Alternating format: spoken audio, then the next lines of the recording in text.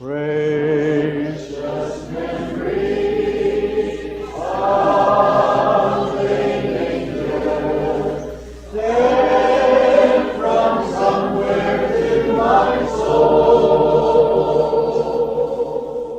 Over the years, Mennonites have become known as one of the historic peace churches because of their commitment to pacifism. My grandmother, Lois Hostetter, wore dresses that had little floral prints on them, and I think about these gases, these blistering agents that were used in World War II.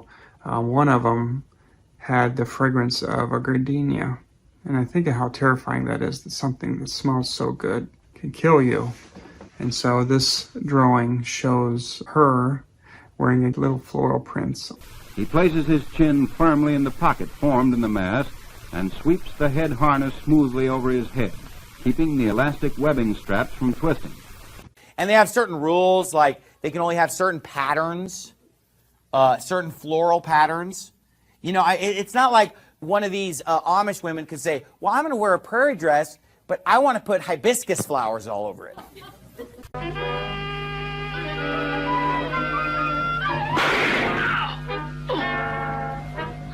I look back on my Mennonite background, and I'm thankful for the gentleness.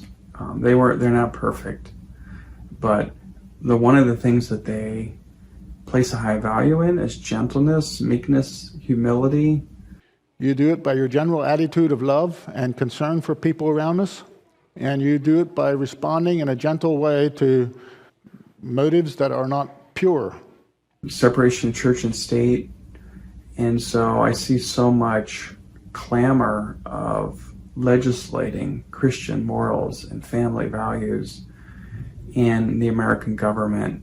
And I think about the gentleness and love that Amish and Mennonite will give to a neighbor. Broken and a contrite heart. It is recognizing in myself I am evil, undone, needing God's mercy, then repenting and surrendering to the will of God. Secondly, the way of the cross is humility. When Christians in my community want to take books out of the public library that they don't agree with, rather than just making sure that the things in their own home are according to the standards that they're setting. I believe derived from the same word as martyr.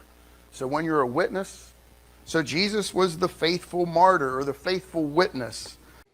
I think it's pretty safe to predict that in this group here today, probably nearly all of us, maybe all of us will never give our lives for being a Christian.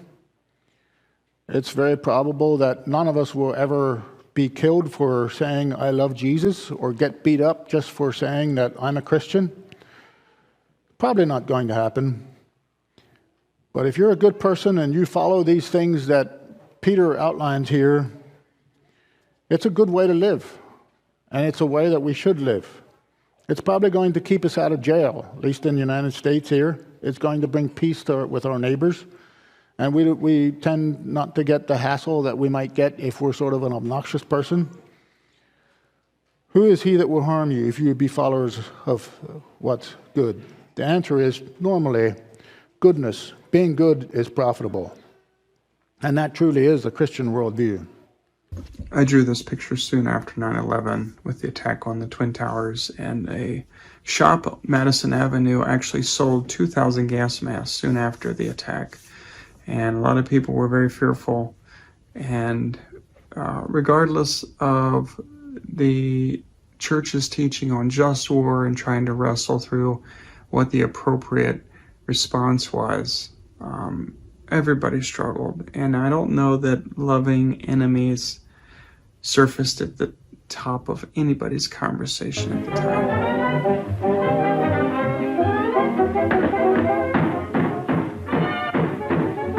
They're saying your little Bible studies have got to stop, or you're going to get killed, you're going to get kicked out of the city, something bad's going to happen to you. What are you going to do? Our allegiance and to our commitment to Jesus Christ, our Commander-in-Chief. I talked to a chaplain, and he gave me a book written by the head of the chaplain corps.